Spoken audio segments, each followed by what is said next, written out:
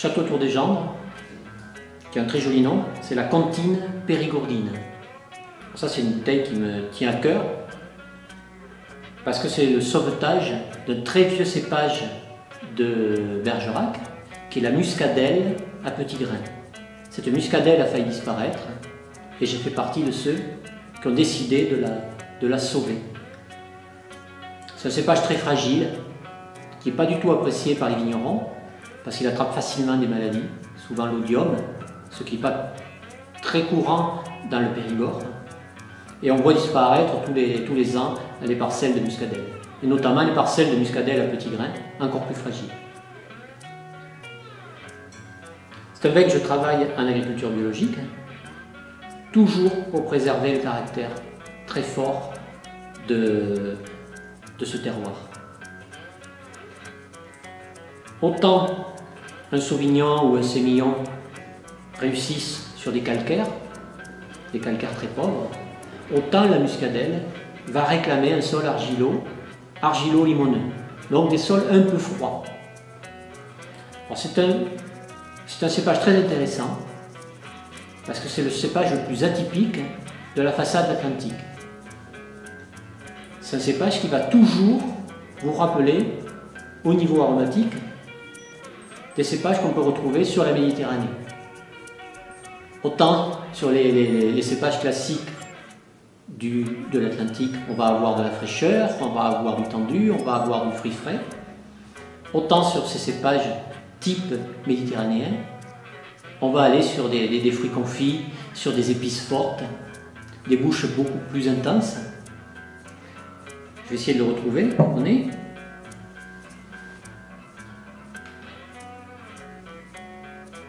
Alors là, si je suis en dégustation à l'aveugle, je suis perdu. Là, je suis sur une Roussanne Marsanne de la vallée du Rhône. Des notes très, très impressionnantes de rose. Côté un peu gingembre aussi qui ressort.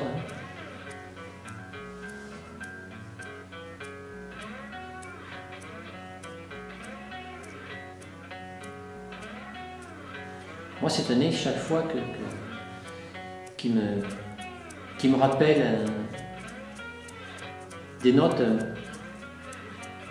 presque de fleurs séchées. Alors des fleurs très aromatiques, c'est ça qui est assez fou.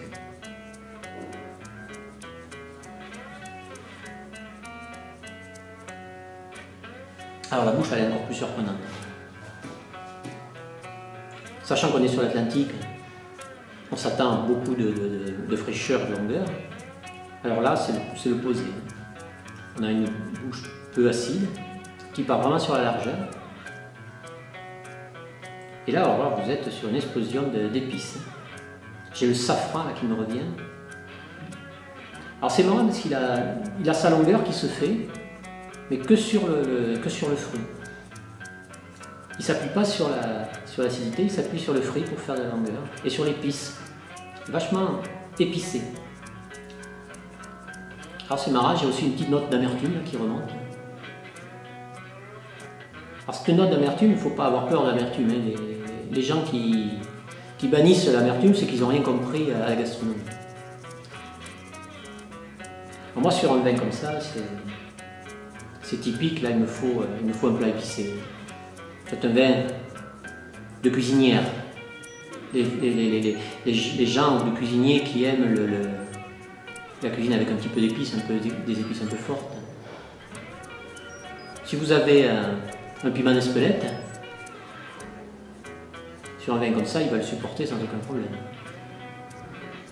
Alors c'est marrant parce qu'on pourrait croire, comme il est très large, qu'il n'a pas de longueur, et là ça revient avec énormément de puissance en rétrofaction.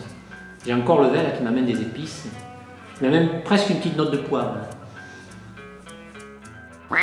Retrouvez toutes nos vidéos et nos produits sur notre site internet. Sélectionnez facilement et simplement la bouteille de votre choix. Retrouvez pour chacun de nos produits une vidéo de dégustation ainsi que les conseils du chef et ceux de l'œnologue. Comparez votre dégustation en direct avec celle du vigneron et découvrez quelle est la recette qui s'accorde le mieux avec ce vin.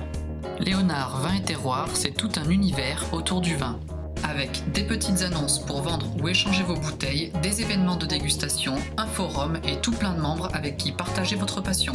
La confiance que nous avons en nos produits nous a conduit à vous proposer des dégustations gratuites à domicile. Pour cela, rien de plus simple, connectez-vous sur notre site internet, tapez votre code postal et réservez l'heure de votre choix. À bientôt!